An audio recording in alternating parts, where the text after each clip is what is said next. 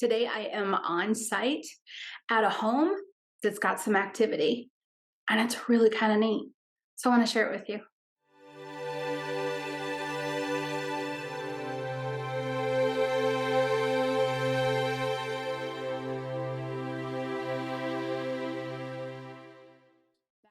As you can see, this is a little bit different than the typical background that I have set up for the Otherside chats. And there's a reason for it. I wanted to bring you into this with me, really. So if you're watching this, anything you pick up on is absolutely wonderful and welcome. I am currently traveling across the country, and we stopped in Louisiana, and we stopped at this really incredible Airbnb. My first reaction to stepping into the Airbnb was instant comfort. Instant comfort. And I don't normally, especially as a medium, I'm very sensitive energetically. You know what I'm talking about for yourself. Most people that are opening up with their intuition or already open know that when you stay somewhere that is foreign to you, strange, different, room, building, house, doesn't even matter, hotel, it can be a little overwhelming at times, or it can be intense. It can feel uncomfortable. We'll put it in that broad, feel uncomfortable sense. So, as a medium, I was really stunned when I came into this home and instantly felt comfortable, instantly felt at home. So, I got a little curious. I started looking around. It's like, why do I feel so comfortable here? This is, I mean, like, and not like a bad thing. It is beautifully appointed. It has absolutely really cool furniture, and everything is very comfortable. The host is remarkable, an incredible woman, and she's been just gracious. So everything fell into place, but that wasn't really it. I can have everything fall into place as a medium, and I still show up and stay the night, and I'm still kind of uncomfortable, but not this place. This place, very comfortable. I guess I'm really expanding on this comfort piece for a reason. For anyone doing crossing over work or connecting with spirits that are in the in between and or connecting with spirits on the other side, I'm really emphasizing this comfortable piece because sometimes houses, homes, businesses, land areas can be heavily visited by spirits in between other side that are supportive, loving, comforting, not your guides, but they're connected to the property. And that's what's happening here.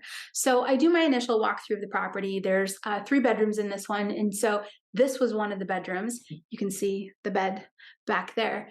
And they had really cool shelving unit. But instantly I walked in here and went, there's a lot of energy in this room. There's a lot of energy in this room because of the objects that are on the shelf.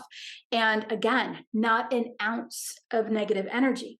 It all felt really good. And then I thought, oh, here's my age coming out. I was like, Encyclopedia Britannica. And I looked up real quick to find out, nope, it's not that. It's actually legal books. And I was like, well, that's really interesting.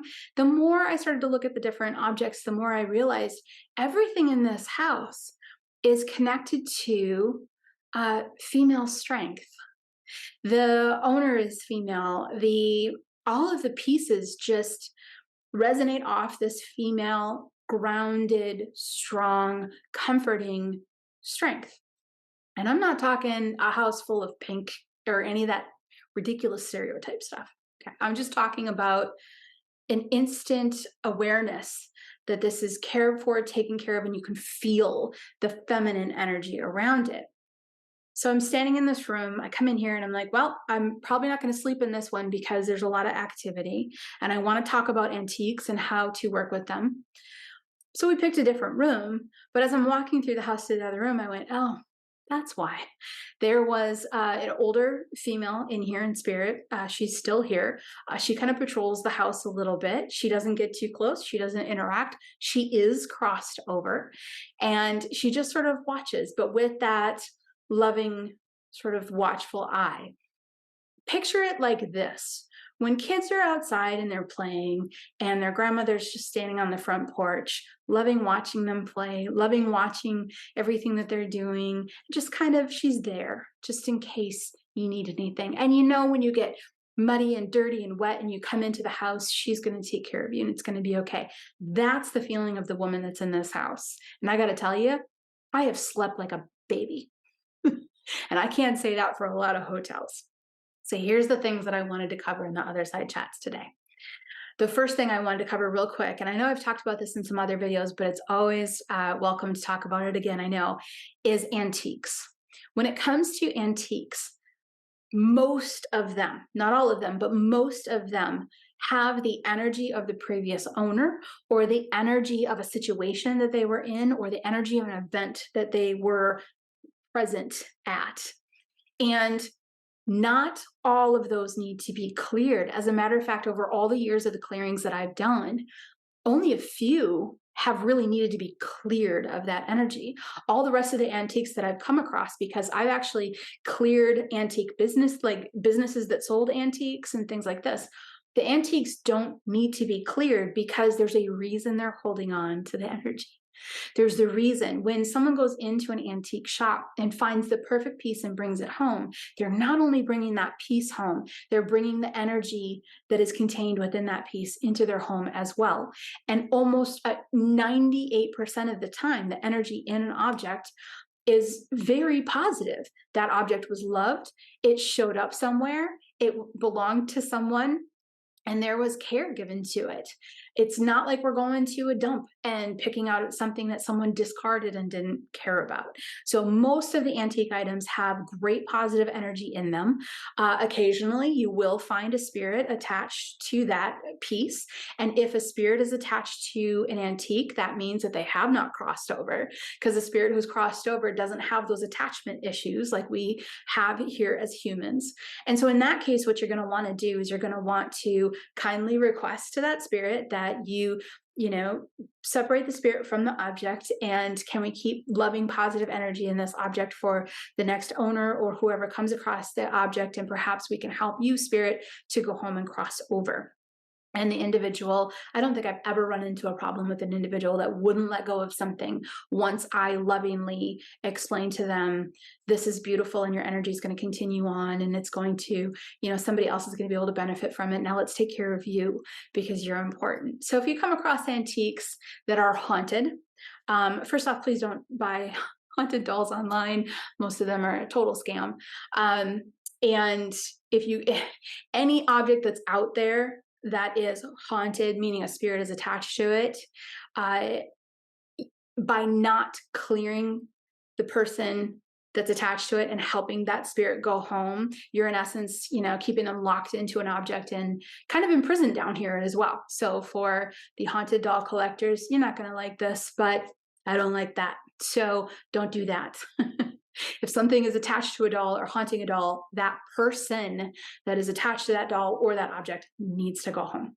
Now, with that said, like most objects that you find that were previously loved by others are going to have really great vibes to them, and it's important to contain those vibes as well. If you get instruction from your guides or from a spirit or something like that, that the object does need to be cleared, it's going to be very rare. Go ahead and clear that object. Just imagine wind going through it, water going through it, and clearing it out. This brings the question of what happens if I think it needs to be cleared and I try to clear it, but it wasn't supposed to be cleared. You can't clear it. You can't. Your intent's not strong enough to overwhelm, the purpose of another object. We're just not that strong. We can't make huge errors like that, that messes up all of these other timelines, because there's way too many people that are involved in it. That's the first thing that I wanted to touch base on here, because this home is filled with pieces that were lovingly chosen, bring like joy and value to this place, and just bring that feeling of love. I would have no doubt that the homeowner, who I haven't spoken to personally, but I would have no doubt that the homeowner herself is very intuitive and drawn to things that have that loving comfort feel to them energetically, because this house is wonderfully, wonderfully taken care of. The second part of this, which is what I mentioned earlier, the female spirit that is here watching over everything.